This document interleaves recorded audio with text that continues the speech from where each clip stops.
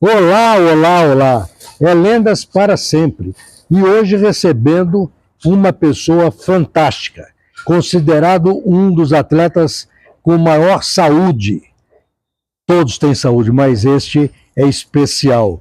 Nutrólogo, professor de educação física e, como toda uma lenda, sofreu, teve que passar por momentos difíceis, muita alegria, mas tudo foi superado na busca do dia de amanhã que surgiu. Roda a vinheta!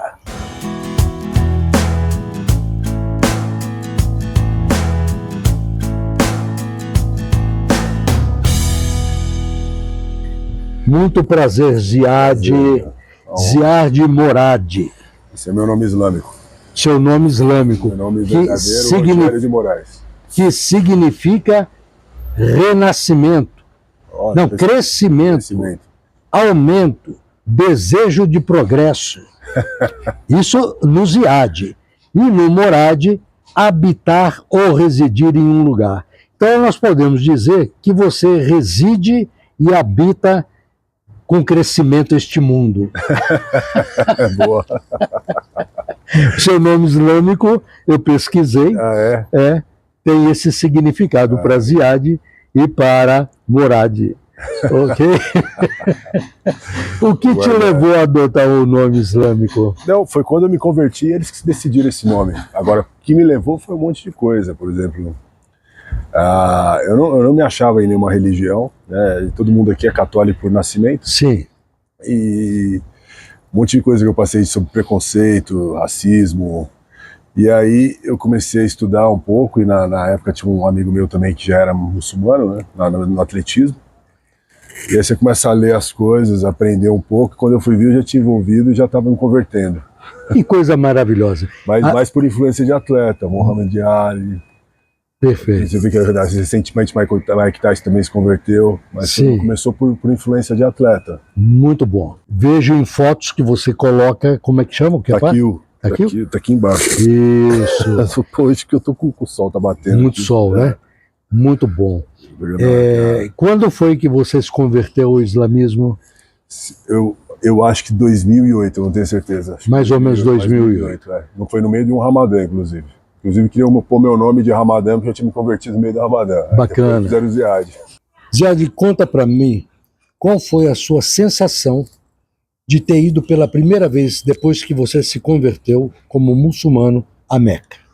A história foi assim, eu sempre quis ir para lá e nunca tive oportunidade. E aí, do nada, resolvi ir. Foi tipo chamado. Sim. Eu, tipo, fevereiro, 15 dias depois eu já tinha tirado o visto, né? Falei com o sheik na mesquita, me arrumou o visto. Em cima da hora, eu arrumei a roupa Uran, que é uma roupa que você só veste, são 2 toalhas que você veste. Um cara que já tinha ido com o muçulmano me explicou como é que funcionava, o que eu tinha que fazer, eu fiz tudo sozinho. E aí chegou em Dubai, fui para Dubai, depois de Dubai, no aeroporto de Dubai me troquei, fiz a roupa. E aí fui até Riad, em Riad você pega, Jeddah, o avião vai até Jeddah, em Jeddah você pega um Uber e vai até Meca, que é a cidade. Eu fiquei hospedado no hotel que era na frente, foi muito bom. E aí já fui direto para Mesquita. 2 milhões de pessoas? Teve um dia lá que tinha 1 milhão de pessoas. 1 milhão de pessoas. Tá crescendo ali, cabe 1 milhão, quase 2 milhões, eu acho, por dia ali. Como é que é se sentir fazendo aquela volta, o ritual? É muito engraçado. É engraçado não, mas você se sente realmente muçulmano de verdade a hora que você tá ali, né? E você vê tudo aquilo, você só vê pela televisão. Se você reza para aquilo faz 20 anos, você tá rezando para aquela direção, mas você nunca entendeu o que é aquilo realmente. A hora que você tá ali é outra coisa. Aí dá o significado. Dá o significado. Aí você se sente realmente religião. Que você faz parte da religião e que eu realmente sei que eu tô na religião certa. E muita coisa mudou de lá para cá. Cabeça mudou, muita coisa mudou. Impressionante. Tanto profissional. Você esteve lá esse ano? Fevereiro para março. E aí eu fiz a primeira semana de jejum lá, que também é melhor que fazer um jejum aqui. Claro. Que você tá só rezando, comendo e dormindo, né? Que você tem que trabalhar, muda o horário, lá é um país islâmico, lá é completamente diferente.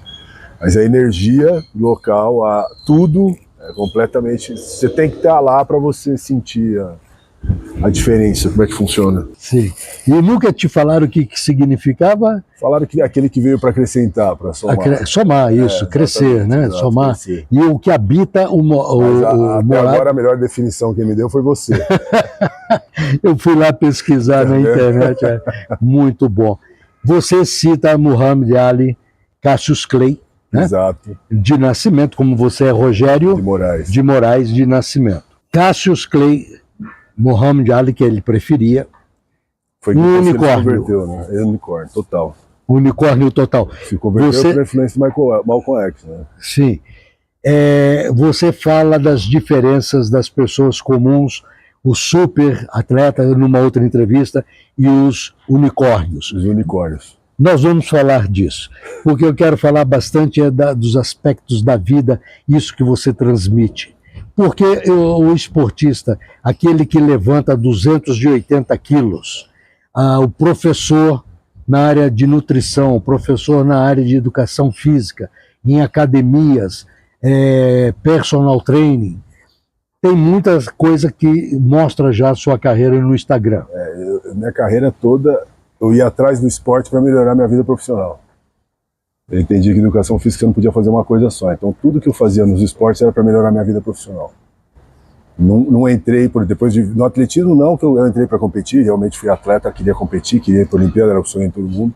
Mas nos outros esportes eu entrei para melhorar minha vida profissional. No powerlift, por exemplo, eu fui para buscar, porque achava que eu precisava melhorar meus movimentos, meu agachamento. Em nenhum momento eu entrei para querer competir. Só que na hora que eu vi que eu tinha um nível bom para competir, já estava lá e resolvi competir. Perfeito. Mas o objetivo principal era para melhorar minha vida profissional. Você mostra, pesquisei, que aos 12 anos praticamente começa a frequentar o Centro Olímpico, né? Olímpico, lá perto da sua residência. Sim, perto da minha casa ali no Ibirapuera. Eu até sugeri pra gente gravar lá, mas eu não sei como é que tava podia ter gravado lá na arquibancada, lá na pista, ia ser legal. Seria uma grande sacada, porque hoje o principal está ali no Parque das Bicicletas. Ali isso, Centro Olímpico. Porque antigamente era no ginásio do Ibirapuera. Fechado. Está fechado, estão tentando reformar a pista, que é clássica, aquela pista, mas eu acho que não vai, está abandonado. E esse centro do Parque das Bicicletas, na esquina da Ibirapuera com Indianópolis. Isso, aquele quarteirão inteiro. Aquele quarteirão inteiro. Toledo, Indianópolis e Ibirapuera. É fantástico. Mesmo morando em outros bairros, vale a pena ir lá para fazer um skate, para andar de bicicleta e principalmente participar de uma das várias modalidades, são mais de 15 modalidades lá. Na minha época era menos, tinha menos atleta. Lá hoje, acho que se eu não me engano, está com 1.500 atletas. Acho que eles foram eleitos, eles foram eleitos no ano passado o clube formador de atletas do Brasil. Então tudo que é esporte olímpico hoje tem lá, a maioria, né? E agora foi aberta também na Zona Leste. Abriram um outro agora. Um centro de treinamento também, buscando... Acho que eu segui o mesmo princípio. O mesmo princípio. Porque, por exemplo, a Zona Leste é muito grande. Então, tem que descentralizar, né? Tem que descentralizar. Exatamente. Acho que tem que abrir mais Centro Olímpico em São Paulo, não só em São Paulo, mas no Brasil, né? Com certeza. Se for ver, desde a minha época, de todos os clubes de atletismo, uns param, começam, falem, muda de nome, o Centro Olímpico até hoje é o mesmo. E alguns clubes com tradição, o Pinheiros também é uma tradição. Pinheiros, desde a minha época, já sempre teve. Tanto que meu técnico, o Ricardo, dá um abraço para ele. Comecei a treinar com ele desde moleque, fiquei até o final da minha carreira com ele. Ele é técnico no Pinheiros também e até hoje continua como técnico de atletismo. Qual era a sua modalidade no atletismo? Eu comecei com 400. 400? Aí quando você está correndo 400, você também faz os 100, faz os 200, né? Mas a prova era o 400. Depois fiquei um tempo no salto triplo no juvenil. E aí depois no infantil comecei no triplo. Comecei no 400, aí no infantil fiquei entre o triplo e o 400, que você está naquela fase de formação, você não sabe ainda definir a prova que você está. Aí no último ano de juvenil, larguei tudo, só fiquei no 400. No salto triplo, que você disse que também experimentou. Eu no salto triplo, fiquei 2 anos. Um outro unicórnio. Quem? O João do Pulo. Ah, sim, João do Pulo. E você sabe, recentemente eu conversei com a filha dele, que estão fazendo um filme dele agora, recente, né? Então, acho que deve estar para lançar. E aí eu fiz lá no Centro Olímpico, tem os cartazes de todos os atletas conquistaram a medalha na Olimpíada, desde a primeira até os tempos de hoje. Né? Todos os atletas brasileiros estavam lá, o João do Pulo e tal. E aí eu fiz uma brincadeira. Quem que era melhor, João do Pulo ou Jadel? Brincando, enchendo o saco do Jadel. O próprio Jadel fala, não, ele era muito melhor que eu. O Jadel bateu o recorde dele em 1 centímetro. Sim. E aí a filha dele mandou mensagem, acho que ela viu isso e mandou uma mensagem. Então eu falei, cara, no Instagram. E aí eu falei, cara, eu acho que o seu pai foi o primeiro atleta que eu tive oportunidade de conhecer pessoalmente. Foi o primeiro autógrafo de um atleta que eu peguei no Brasil. Do João do Pulo. Isso influencia, né? Ah, eu era moleque, né? Ele foi se apresentar num dia era um dia de comemoração acho que não era dia de comemoração, não sei se era do atletismo, alguma coisa da prefeitura. E ele tava lá. Eu era moleque, tinha acabado de entrar no Centro Olímpico, tinha um autógrafo dele. Preciso até achar e foi um acidente estúpido lá na Anhanguera, perto de Campinas, que abreviou a carreira dele, né? Acidente estúpido. E ele foi medalha de bronze na Olimpíada de Moscou, né? E os russos depois falaram que sacanearam ele mesmo, que meteram a mão nele, o próprio. Tem até um documentário falando sobre isso, que ele teria sido, que ele era medalha de ouro naquele mundial. Naquela Olimpíada de Moscou 80. No triplo nós tivemos também a anterior a ele, o Ademar Ferreira, né? Bicampeão olímpico. Bicampeão olímpico também. 52, 56, Melbourne, Helsinki e Melbourne, se não me engano. Num dos esportes que você passeou, também há um ídolo diferenciado que você titulou de unicórnio, e depois você vai explicar o que é o unicórnio. O Éder Joffre, né? Éder Joffre, teve boxe. Eu também não, então, quando eu entrei no Mas você nunca foi galo, você começou como comédia? Não, eu nunca lutei. Ah, nunca só treinou boxe? Porque quando eu entrei no Centro Olímpico, eu entrei com 13 anos. Quando eu entrei na Faculdade de Educação Física, uma das coisas que fez eu fazer educação física lá, a minha mãe era professora da USP, era doutora na USP, então o sonho dela era que eu estudasse na USP. Sim. Na época a gente morava lá próximo ao Hospital das Clínicas, minha mãe era professora de enfermagem, professora doutora de enfermagem na área de psiquiatria na USP, professora doutora Evalda Cansado, minha mãe é adotiva, né? E o sonho dela é que eu estudasse na USP. Só que eu já treinava atletismo e eu passei na faculdade, na Unib, de propósito, porque ela ficava 4 quadras da pista de atletismo. Na época ela ficava atrás da igreja de Moema. Então era 4 quadras e eu estava na pista. E quando eu passei na faculdade, eu automaticamente já comecei a fazer o estágio lá no Centro Olímpico no atletismo. Só que na época, eles já estavam me ajudando. O próprio técnico, o seu Nelson, pai do Ricardo, o Ricardo já me ajudavam, por isso que eu tinha uma bolsa, né? Então foi muito bom para isso.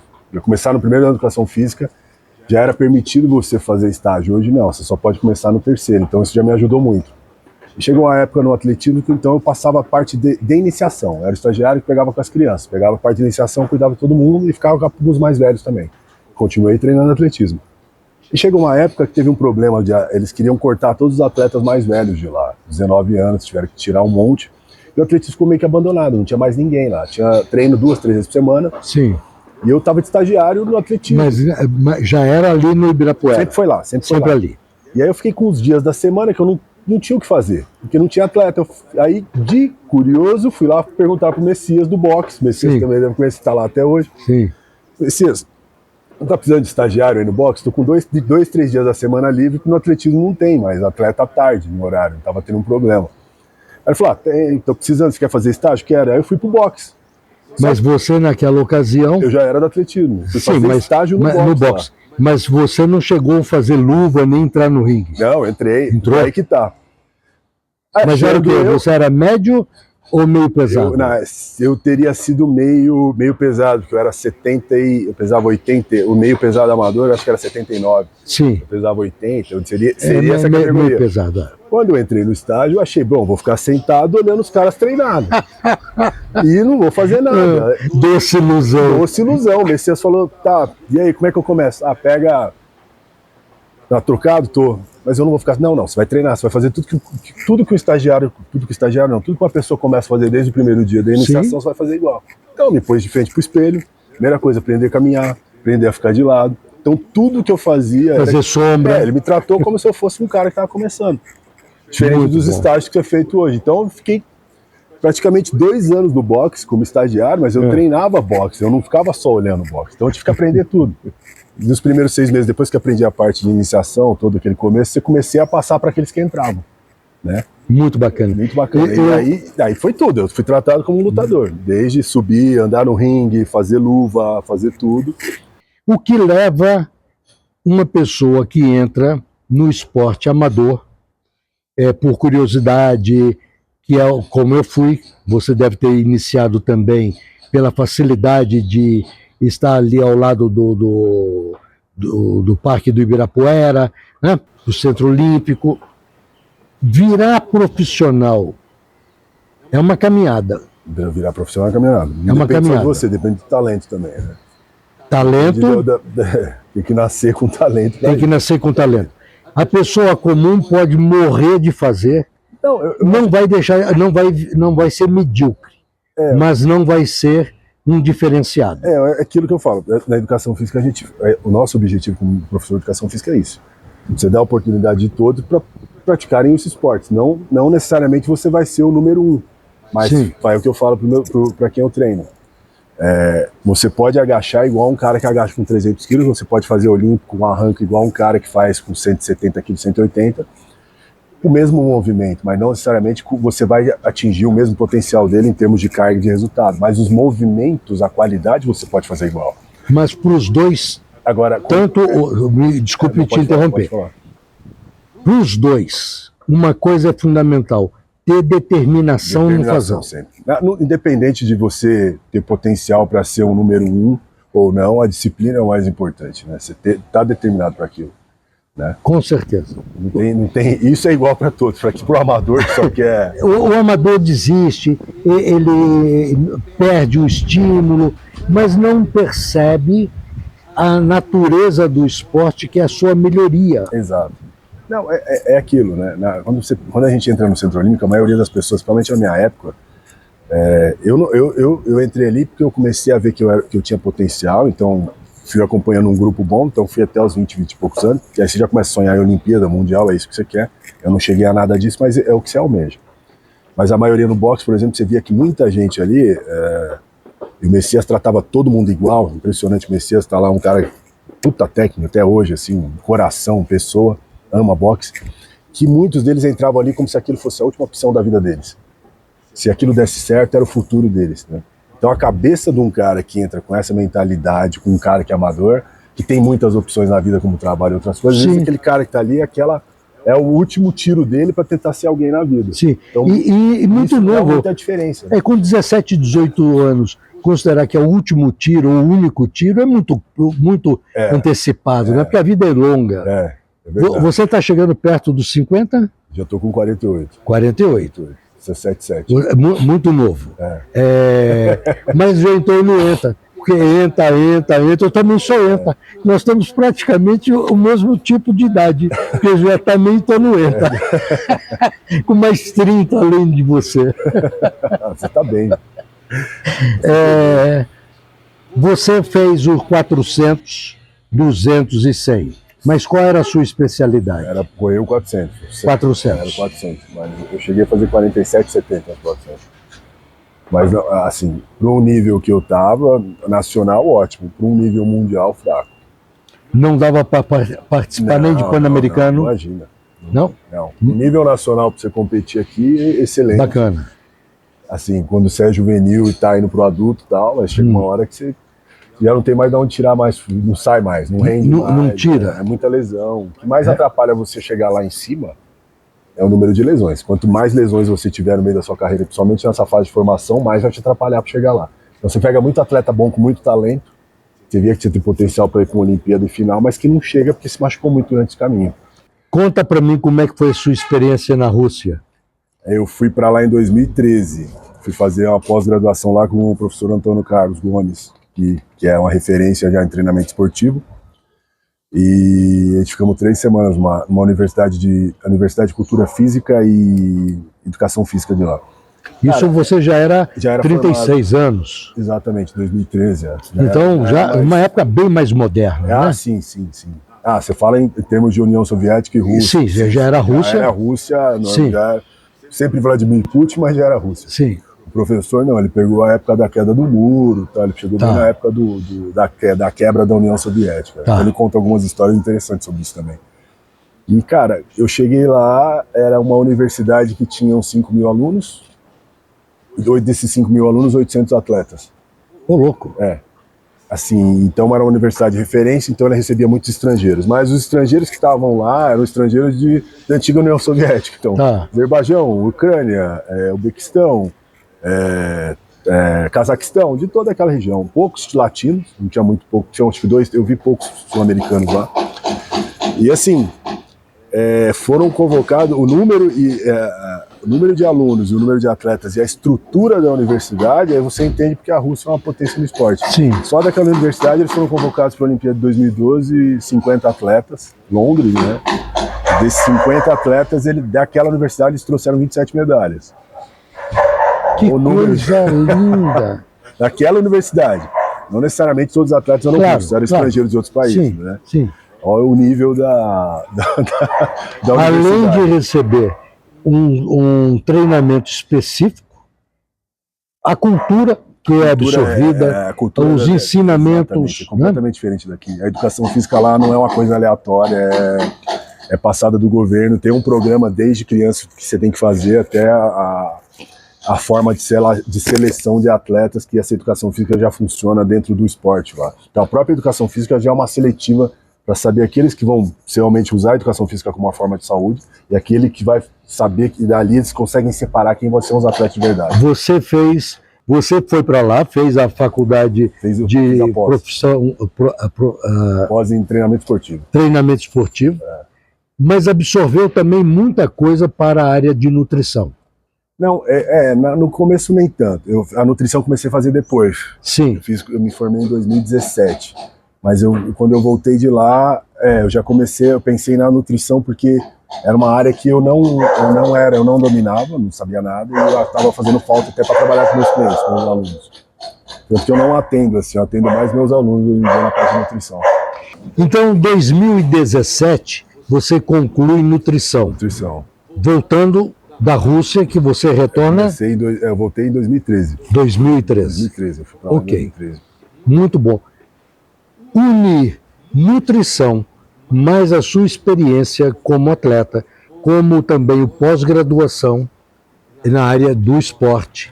É um pacote completo para os seus alunos. É um pacote completo dos alunos e assim, eu até falo, cara, se eu tivesse a maturidade, o conhecimento que eu tenho hoje, na época que eu era atleta, talvez tivesse rendido mais, durado mais, machucado menos. Mas isso é uma verdade. É uma verdade. É impressionante, porque você está no auge físico, mas você não tem maturidade. E você também não tem conhecimento. Então, naquela época, você não tinha internet igual você tem hoje. Você não tinha celular para filmar suas corridas, seus saltos, todas essas coisas. Então, tudo isso interferia. Principalmente na parte de nutrição. Tinha uma nutricionista, mas a gente, cara, acabava treino no Centro Olímpico, a gente recebia 2 bilhetes de transporte. Eles davam aqueles tickets, não sei, lembra? Sim, lembro. Era o passe de ônibus. Passe. Cara, a gente acabava o treino e ia comer cachorro-quente no servidor. Então, tipo, você não tinha a mínima noção do que era comer direito, né, naquela época. Não existia o whey. O whey que existia albumina. Era aminoácidos uns comprimidos gigantes. Então a gente não tinha noção nenhuma de nutrição. E hoje a gente vê o esporte, ele é muito mais científico, né? Com medidas de altura, de peso. Tudo hoje no esporte. Tudo. O jogador de futebol, eu estou citando futebol, quando termina um jogo, vão trocar de camisa, cada atleta que está ali, um jogador, tem um marcador. Tem um GPS ali, de quanto correu. De quanto correu. Né? Então ele sabe o desgaste que teve, a fisiologia já acompanha. Né? Hoje é muito mais os exames dosado. Mais rápido. Naquela época, por exemplo, se precisava machucar, se precisava de uma ressonância, não tinha. Sim. Quantas máquinas de ressonância tinha em 1997, 98? Era difícil você se machucar. Você machucou, era fácil. Uma máquina de ressonância era um inferno. Hoje em dia você tem tudo mais rápido, né? Não, e dentro de centro de treinamento. Centro de treinamento, né? Eu fico imaginando o que você viu na Rússia, o que a Europa, os Estados Unidos oferecem em metodologia de treino. Por isso que formam super campeões. E na universidade lá você tinha tudo. Você tinha todos os laboratórios, você tinha tudo de primeira, tudo que lançava lá na Rússia, chegasse nos Estados Unidos, chegava lá também. Eles não poupavam a investir no esporte lá. O Fernando Meligeni, do tênis, eu tive o prazer de entrevistar. É sempre bom frisar uma marca do Fernando Meligeni. Ele esteve durante 10 anos entre os 100 melhores jogadores de tênis. O ranking dele melhor foi por volta de 25, por aí. Mas ganhou do primeiro do mundo, mais de uma vez, dos primeiros do mundo, dos primeiros 10 do ranking, e do primeiro também. Mas se está 10 anos entre os 100 melhores... É muito difícil. É muito difícil. Mais difícil que chegar. É mais difícil do que chegar, porque às vezes a pessoa chega, conquista um título ou a marca maior e depois cai. Não mantém a regularidade. É por isso que aí a gente chega nos unicórnios. Usain Bolt, Michael Phelps. O que é o unicórnio? O unicórnio é aquele cara que é dos melhores, ele é o supremo. É o topo. É, aquele que vai aparecer a cada 50 anos. Nadal, Federer, Jordan, Pelé. Pelé. É o melhor dos unicórnios, Pelé. Quer ver um exemplo? Pelé. Mas você está nesse rol dos melhores. Não, tô mediano, o rol dos médios ali. Aqueles médios que treinou muito, mas que não deu certo, mas que como não tem deu respeito. Não, como eu digo que não chegou onde eu queria como atleta, mas sim, você tem respeito entre os atletas que você treinou ali. Isso eu acho mais importante. Muita gente pode não estar reconhecendo a camisa da África do Sul de jogador de rugby. Essa aqui é do Springbok. Tem uma aluna minha que mora lá hoje que me deu. Você também fez rugby? Joguei rugby. Depois que eu saí do atletismo, eu queria jogar futebol americano. Eu saí do atletismo fui ficando mais pesado, porque eu fui parando de correr 400, então eu já estava com 90 e poucos quilos, mas continuava rápido em termos de conseguir correr um 100 abaixo de 11.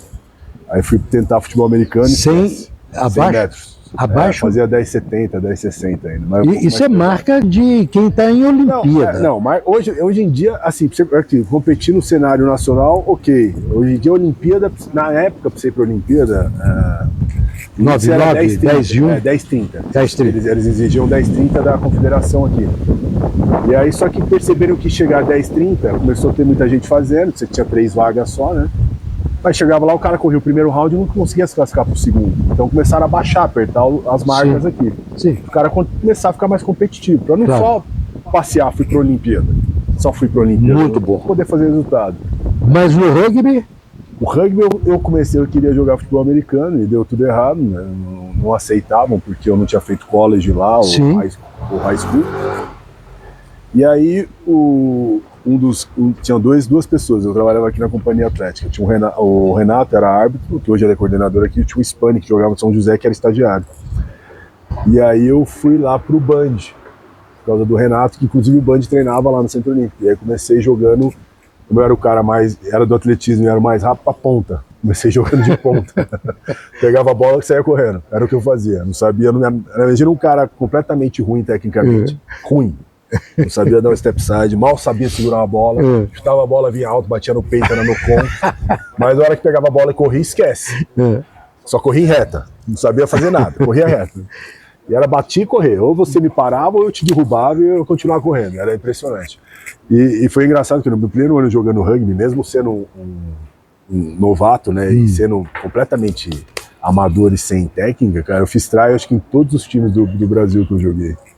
No primeiro ano pelo Band. Explica o que é o try. O try é a pontuação máxima do rugby. É quando passa a linha de fundo e você coloca no chão. Exatamente. É semelhante ao futebol americano. Futebol americano você só tem que passar a linha, né? No rugby você tem que passar e colocar ela no chão. Muito bacana. E aí, depois eu saí de lá do Band e fui pro SPAC, que tinha um sul-africano que jogava lá, o Kiff. Inclusive sul-africano, que foi virar técnico no SPAC e aí me chamou pra ir. Aí eu comecei a aprender um pouco mais, depois comecei a jogar de centro. Mais técnico. Comecei mais técnico. Do péssimo pro ruim, começou a melhorar. Porque não é um esporte que a gente pratica, não é um esporte que eu pratico, usual. Assim, a única vantagem que eu tinha é que fisicamente eu era mais rápido, mais forte que boa parte dos caras. Acho que na época, se não era querer, eu acho que eu era o cara mais rápido que tinha no rugby. Eu treinei uma atleta uma vez no rugby, uma menina, E a gente melhorou muito a condição dela porque eu tinha muito conhecimento do atletismo. Então eu melhorei muito a corrida dela e isso ajudou muito ela, a Maíra, inclusive, no rugby. Então, Muito bom. Por tudo que eu passei, por mais que o objetivo fosse querer ser um atleta e chegar numa Olimpíada, o que eu aprendi de treinamento, isso eu não vou esquecer, isso eu consegui segurar e entender. Claro. E eu consigo repassar isso. O que é powerlifting? O powerlifting é... Então, quando eu saí do... É para poder... A pessoa sim, escuta, mas o que é isso? Agachamento, supino e terra. E terra. O terra é pegar... Tirar a barra do chão. Tirar a barra do chão. Então, você já tirou a barra do chão, mesmo que seja 1 centímetro. Mas tirou. Esse é um deadlift, né? Que é um peso morto. Provavelmente já fez isso. São movimentos naturais, né? Você citou um outro esporte também de academia, sem ser o weightlifting. O levantamento olímpico. Qual é o nome? O weightlifting, que é o olímpico. O peso olímpico nas Olimpíadas. Explica. Chamam de LPO. LPO. O olímpico ele é formado pelo arranco, né, que é o snatch. Sim. E o clean and jerk, que é o arremesso. O arremesso. Esses 2 movimentos. Muito bom. Já é tradição no Brasil, a gente tem agora, inclusive, esses últimos 2 anos, cresceu bastante. Tem 2 atletas muito bons, não lembro o nome deles, porque eu tô meio desligado dessa área. Aí tivemos o Fernando Reis, que ficou quase 3 Olimpíadas, né? Chegou a ficar em 4º numa Olimpíada, se eu não me engano. E agora está surgindo uma safra nova de atleta do weightlifting. Nós estamos caminhando para o final e eu quero que o João passe às suas mãos esse pequeno mimo, que é um formato de infinito, né? E que diz assim: em reconhecimento à sua jornada heróica e inspiradora. E o João vai passar esse mimo para você. Obrigado. Legal, hein? Bacana, né? É uma recordação. Nossa, muito obrigado. Muito simples, não, mas que o João e eu fazemos questão. Obrigado, João. Obrigado. Ok? Então, você é um ser iluminado que tem crescimento e habita dentro dele. Obrigado. Uma alegria poder estar com você. O mesmo. Tamo junto. Obrigado. Muito obrigado. Espero mesmo. Marcar mais. Vamos fazer sim. João, participando junto de novo, né, João? Coisa boa. Muito obrigado. Imagina. Tamo junto.